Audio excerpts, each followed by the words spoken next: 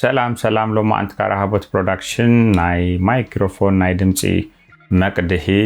ሲስተማቲክ ያይራለኹም ሞስኪ በሐንሳብ ኮይና ክርደና ሓደ ካብቲ ማይክሮፎን ነነዊ ዓመታት ተጠቀምኩሉ እዚ ከምዚ ትሪወሮ ወደ ማይክሮፎን ማለት እዩ እዚያታ ማይክሮፎንያ እዚያ ናብቲ ናብ ካሜራ ዳአቱ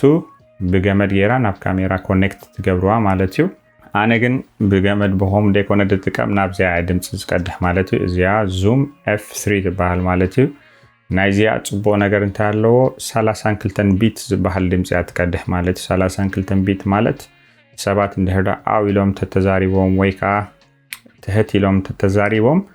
አብ ኤዲቲንግ ተማራሪዎ ተኸሊኹም ማለት ሓደ ሰብጂ ቀሲሉ ክዛረብ ጸኒሁ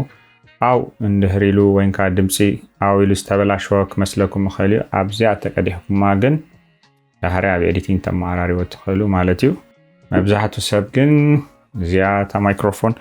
ከምዚያ ይገብራ ማለት አብዚ ዚያኻ ናብ ምስ ካሜራ ኮኔክት ጌርኩም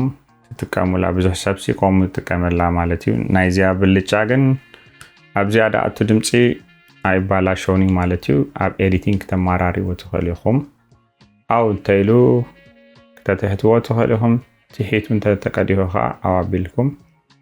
ክትከምሉ ተኸሉ ማለት እዩ ኖርማሊ እዚን 24 ቢት ዝባሃል ድምጽን ዘመሐላልፋ ናብ ካሜራ ማለት እዩ ናብ ዜን ክቅዳሕ ከሎ ግን 32 ቢት ድምጽ የመሐላልፉ ማለት እዩ ስለዚ እቲ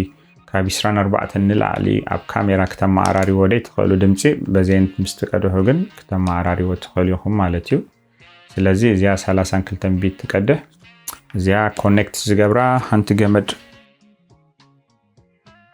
እዚያ ገመድ አላትኒ 3.5 ትባሃል ማለት እዩ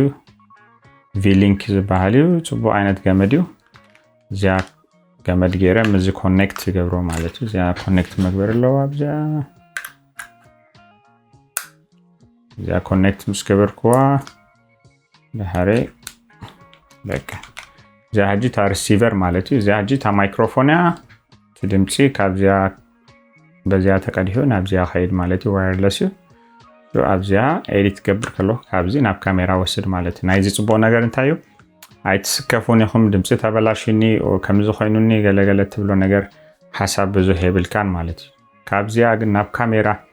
እዚን ክልተ ናብ ካሜራ ኮኔክት ተገርኩም ግን ኩሉ ሻክ ትሪዎሎኩም ንምንታይ ሓደ ግዜ ወይ ድምጽ ከተህተ ኸሊዩ ወይካ አው ክብል ኸሊዩ ዳሃረይ ዴታ ማራሪዎ ወይ አብ ኤዲት ከድኩምን ድምጽ ከተማራሪ ወደ ተኸሉ ደረጃ ከበጽሕ ኸሊ ማለት ናይዚያ ግን ካብዚያ ቀዲሕኩም አብዚያ ምሳለፈ ግን ዋላ አውዲዮ ሚሎም ትህት ሚሎም ዝኾነ ይኹን አይነት ድምጽ አብዚያ ከተማራሪ ወደ ተኸሉኹም ማለት ደይ ማራረ ድምጽ ገለገሊውን አሎ ከምዚ ናይ ሰብ ድምጽ ሰብ ድዛረቦ ወይ አው ዝብሎ አቀናት ናይ ሰባት ማለት ይምበር ከምዚ ካላ አይነት ድምጽ አይባላሽውን ይልኩም ከትፍትኑዋ ሰብ ድዛረቦ ድምጽ ናይ ሰብ አቀን ግን ከሳብ ሞር ዳታ ዋላ አው ተበሉ ገለ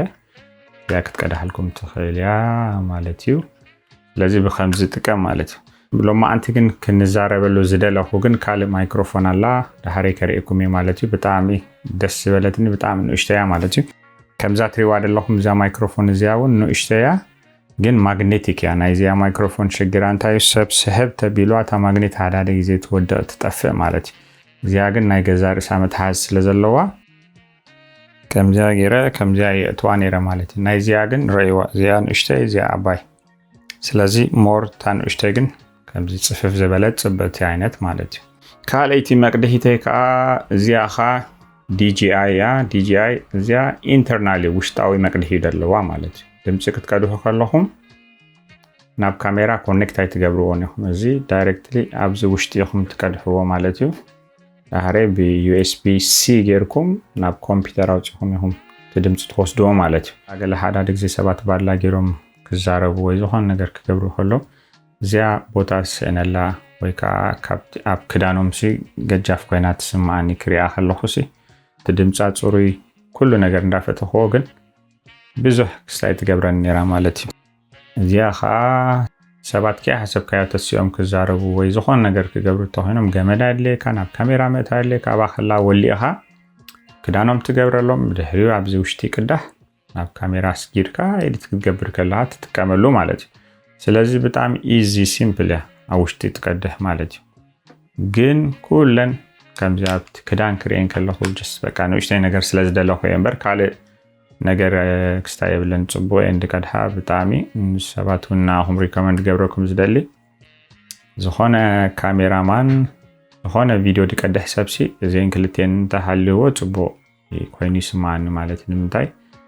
እጂ ድምፅሲ ሓደ ግዜ እንታይ ኾን ሰብ ድሕሪት ኮይኑ ክዛረብ ከሎ እቲ ካሜራ ብዘይ ማይክሮፎን ክትቀድህዎ ከለኹምሲ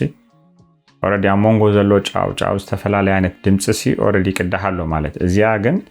ዲስታንስ ካብዚ ናብዚኣ ዘላ ማለት እዩ ስለዚ እቲ ርሕቐትሲ ብዙሕ ኣይኮነን ማለት ኣብ ካሜራ ማይክሮፎን ተገይርኩሞ ግን ንኣብነት ንበሎ 3-4 ሜትር እንድሕር ተሪሕኩምሲ ኦልሬዲ ሰብ ኣብ መንጎ ዘሎ ኩሉ ድምፅታት ናይ ቆልዑት ድዩ ናይ ዓበይቲ ዝተፈላለየ ዓይነት ድምፂ ክኣቱ ክእል ማለት እዩ እዚኣ ግን ኣብቲ ሰብ እንድሕር ኣብዚኣ ተገይርኩሞስ ርሕቐት ናይ ድምፁ ኣብቲ ማይክሮፎን ብዙሕ ኣይረሓ ማለት ስለዚ ፅሩይ ድምፂ ክትወስዱ ትኽእሉ ኢኹም ማለት እዩ ስለዚ እዚኣ ብጣዕሚ እየ ድፈትዋ ካብቲ ናብ ሕጂ ፌቨራይት ናተይ ማይክሮፎን ደላሳ ግን ኣብ ዝተፈላለዩ ውራያት ኣይጥቀመላኒ እቲ ማግኔት እንዳወደቐ ኣሸጊሩኒ ከርእየኩም ደደይ ዘለኹ ግን ብዛዕባ እዚኣ ቦያ ማጂክ ትበሃል ማለት እዩ ቦያ ማጂክ ደስ ዝበለትኒ ብጣዕሚ ንእሽተይ እያ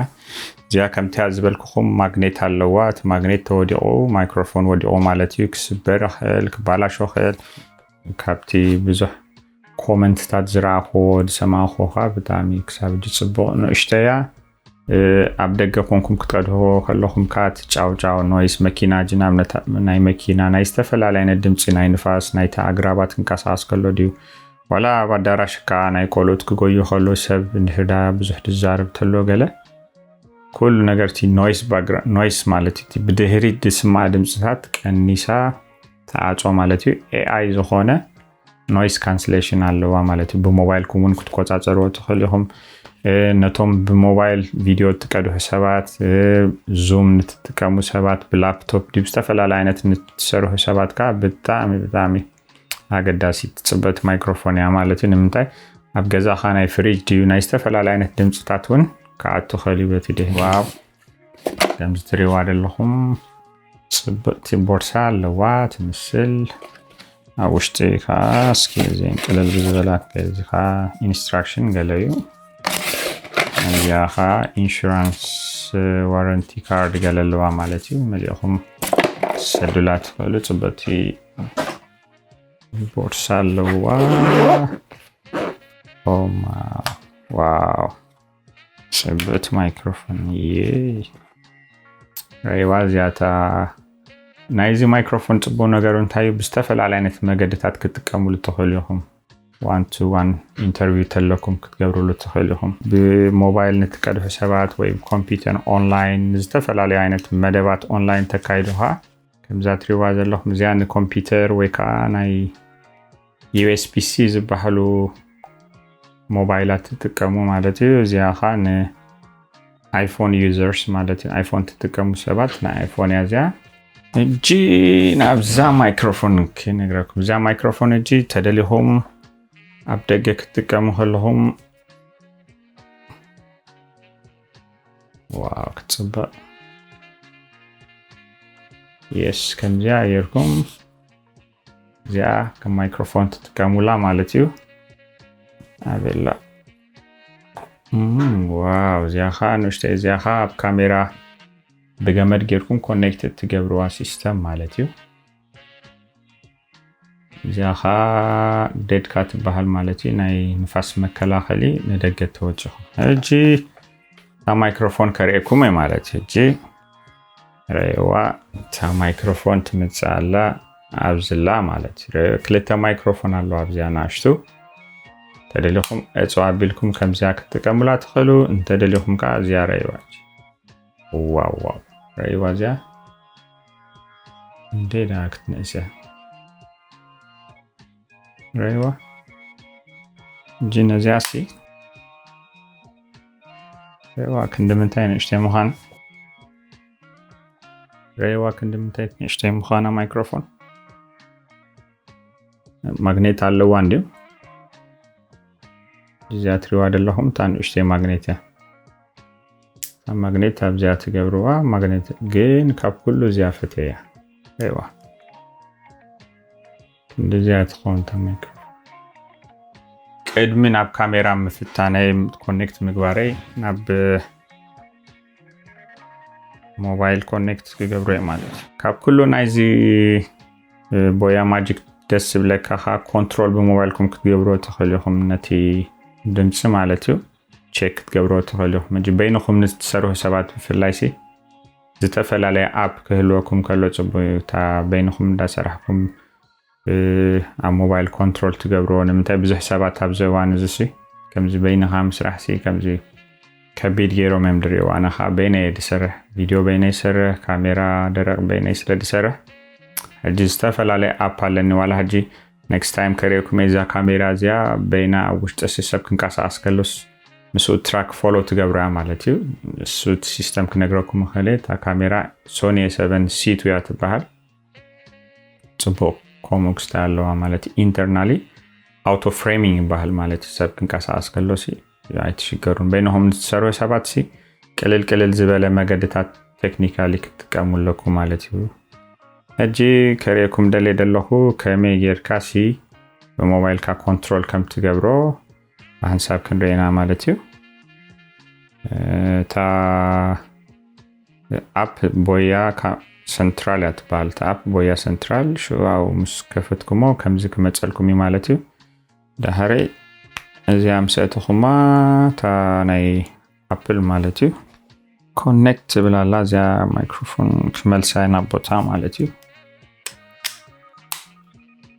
እዚያዶ ከትዋመንት ቤላ ዲስክ ትብለኒ ጽበት ጸልም ከለርሲ አይዋ ከምዚያ ማለት ማይክሮፎን እጂ ከምዚ ክትቀሙሉ ተኸሉም ተደለኹም አውጽኹም ኣብ ክዳንኩም ትገብሩዋ ማለት እዩ እጂ አፕ ሶፍትዌር ኣለኹ ኦኬ ማይክሮፎን እስኪ ቼክ ማይክ አይ መዘት እንደላ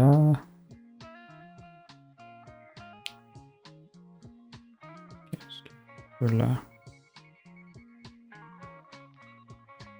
pairing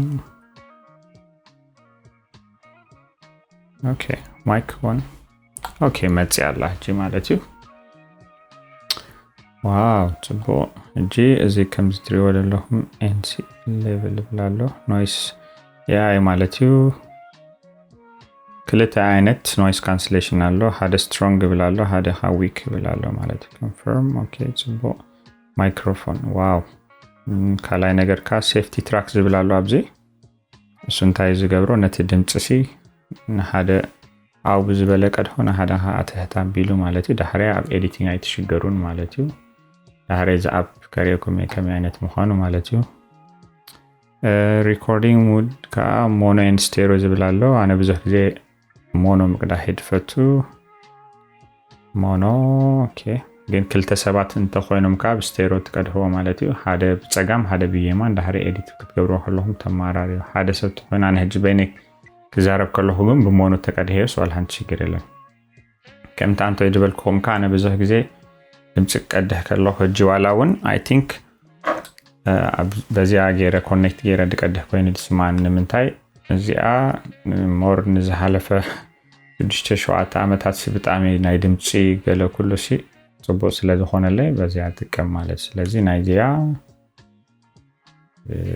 በዚያ ኮኔክት ይገብራ ማለት እዩ ኣብዚ አፕ ካልንታ ያሎ ኣብዚ እስኪ እዛሃ አፕዴት ክትገብሮ ትኸልኹም checking preparing for firmware updating please keep device connected ብላሎ actually ቦርሳ ገለ ከመላኸውን ወይ I don't know ታይ ከም ዝገብር እስኪ preparing firmware ታይዳ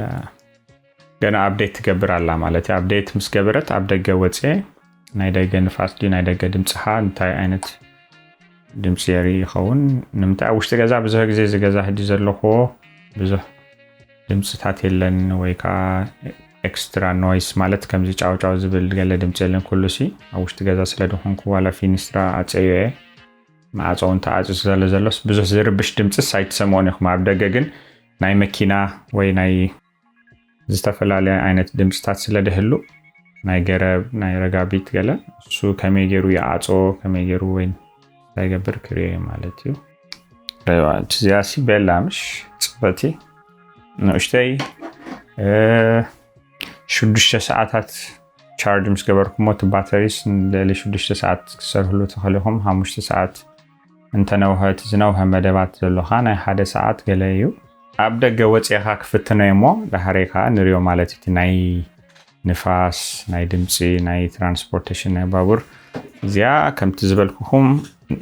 ኖርማሊ ከምዚኣ ኮኔክት ጌርኩም ተደሊኹም ከምዚ ክትጥቀሙላ ትኽእልኹም ንኢንተርቪውን ዝተፈላለዩ ዓይነት መደባት ብከምዚኣ ትጥቀሙ እንተደሊኹም ከዓ ካብዚኣ ተውፅዋ ማለት እዚኣ ክትኣቱ ኣለዋ ኣብዚ ንኢንተርቪውን ዝተፈላለዩ ዓይነት መደብ ክትገብሩ ተኾንኩም ኣብዚ እትኹም በዚኣ ከምዚኣ ማይክሮፎን ትጥቀሙላ ክልተ ማይክሮፎን ይዘለዋ ውሽጢ ሓንቲ እዚኣ ኣላ ያ ካልአይታ ኣላ ክልተ ሰብ እንድሕር ኮንኩም ከዓ ክልተ ማይክሮፎን ይዘለዋ እንተደሊኹም ከዓ ብክልቲኡ ክትቀድሑ ትኽእልኹም ኣብቲ ክትቀድሑ ከለኹም ኣክንዲ ሞኖ ዝብል ስቴሪዮ ትገብርዎ ክልተ ዝተፈላለየ ድምፂ መገዲ የውፅእ ማለት እዩ ሾ ዝበለፀ ድምፂ ካብ ክልቲኡ ሓደ መሪፅኩም ትወስዱ ማለት እዩ እቺ ደገ ከዓ ክፍትነየ ማለት እዩ ባቡር ስቴሽን ወይ ብዛባ መኪና ገለ ዝሓልፉ ድምፂ ዘለዎ ንፋስ ኣብ ከምኡ ክፍትነየ ንሪኦ ማለት እዩ ሕጂ ካብዚኣ ሕሽ ዝበለት ረኺበ ማለት እዩ እዚኣ ብጣዕሚ ድፈትዋ ፅበት ረይዋ ከምዚ ጂ ብዙሕ ድረአ ስታይልን ብፍላይ ባድላ ገይሮም ንዝምሰብኩ ወይ ንዝምህሩ ሰባት ዝተፈላለዩ ዓይነት ክዳን ፅቡቅ ማለት እዩ ከምዚኣ ኻ ሜቢ ፃዕዳ ኻ ገዛእ ኸውን እዩ ፃዕዳ ከለር ካ ገዛእ ኸውን እዩ ንምንታይ ንፃዕዳ ክዳን ማለት እዩ ግን ረይዋ በጣም ፅበት ንእሽተይ ብዝተረፈ ያው ድምፂ ካብቲ ኣገዳሲ እዩ ማለት ሰባት ኮፍ ኢሎም ክሰምዑ ከሎ ቲቪ ክሪኡ ከለውሲ ሓደ ግዜ እቲ ናይ ቪድዮ ኳሊቲ ዋላ ቁርብ ተይህማ ዋላ ዓይነት ድመስል እንተኾነ እቲ ክትቀድሑ ከለኹም ትእትዎ ድምፂ ግን ኣገዳሲ እዩ ሕጂ እንታይ ክገብር ይመስለኩም እዚኣ ማይክሮፎን እዚኣ በዛ ሓዳሽ ማይክሮፎን እዚኣ ድምፂ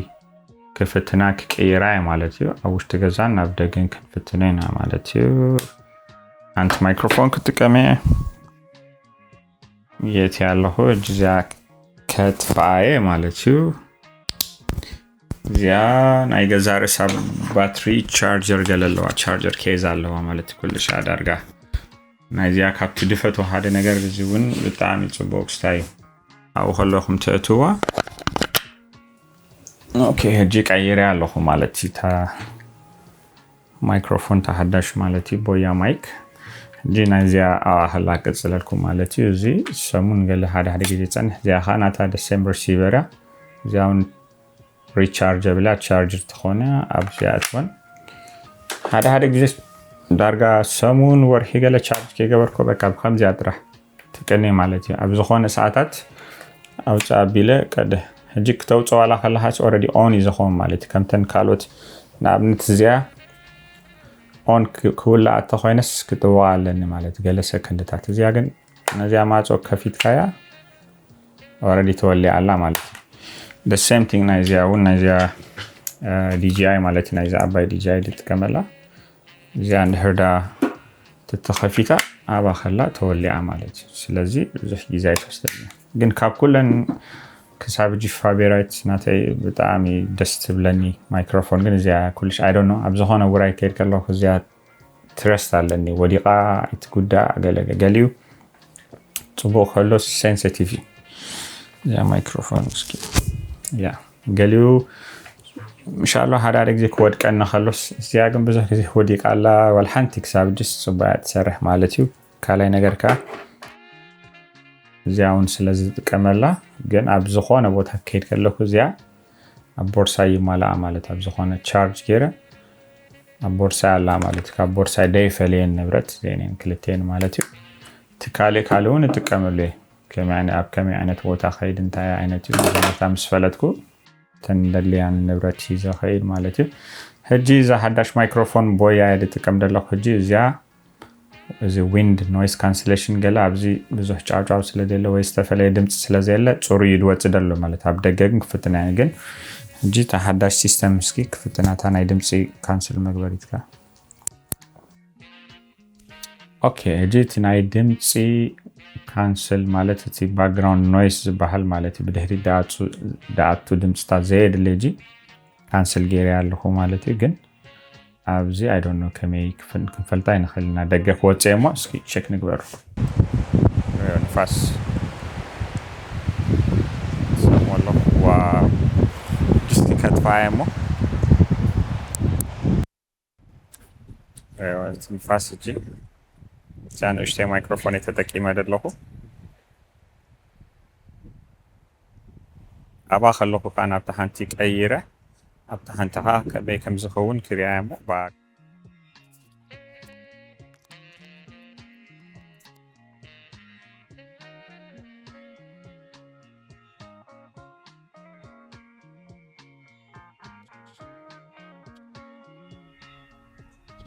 ኦኬ ሕጂ ቀይረ ኣለኹ ብዘይ ፋስ መከላኸሊት ማለት እዩ ክፍትናየ ከመይ ከም ዝመስል ዘሎ እቲ ድምፂ ግን እዛ ኖይዝ ካንስሌሽን ከዓ ወለአ ኣለኹ ማለት እዩ ሕጂ ከዓ ብዘይ ኖይዝ ካንስሌሽን ከዓ ክፍትናየ ሕጂ ዋላ ሓንቲ ናይ ንፋስ መከላኸሊ የለ ናይ ጫውጫው ትሰምዎ መከላኸሊ የለ ዋላ ሓንቲ ኩሉ ነገር ኣጥፍየ ደለኹ ማለት እዩ ነዚ መስል ድምፂ ማለት እዩ ሕጂ በዚያ ጥራሕ ክንገብራ እሞ ክፍትናየ ሕጂ በዚያ ጥራሕ በዚያ ናይ ዴድ ካት ጥራሕ ድፍትኖ ደለኹ ዝተፈላለዩ ዓይነት ሳውንድ ህበና ኸውን ኢለ ተስፋ ገብር ማለት ሕጂ ከዓ ነታ ኖይዝ ካንስሌሽን ናኣክውላየ ማለት እዩ ኖይዝ ካንስሌሽን ፕላስ ናይዚ ዴድ ካት ኩሉ ተሃዋዊሱስ ነቲ ሳውንድ ሲ ብኸመይ ፅሩይ መገዲ ንሰምዖ ከዓ ክፍትነየ ማለት እዩ ኦኬ ሕጂ ወለአ ኣለኹ ኖይዝ ካንስሌሽን ወለአ አይደለኹ I think ኩሉ ድምፂ ጸጥ ብል ኸውን ኢለ ተስፋ ገብር ማለት እዩ ብድሕረይ ወላ ሓንቲ ብዙሕ ዝስማዕ ነገር ሲ ኣይህሉ ንኸውን Yeah. Okay. Yes, ተፈተናና ነዚ መስል ማለት እዩ ካሜራይ ማይክ ሃርማ ብዙሕ ማይክ ኣትዋ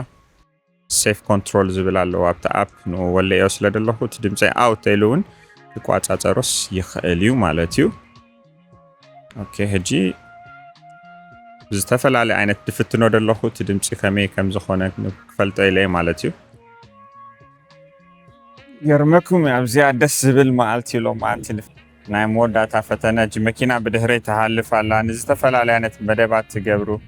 استفل على عينة ايفنت نزل لكم راح بوت برودكشن لنا بدباتكم كانت تبدأ تبروي زخونة كواليتي زلو ستاندرد داخلو فيديو تات كنسرها لكم مالتي كاب كلها بزابا سولو فيديوغرافر دبحلو مال سولو فيديوغرافر مالت بينهم تسرحو فيديو نستقادو حسابات ኣብዚ እዋን እዚ በጣም ዝተፈላለዩ ቴክኖሎጂ ስለዘሎ ዛባ ከመይ ዓይነት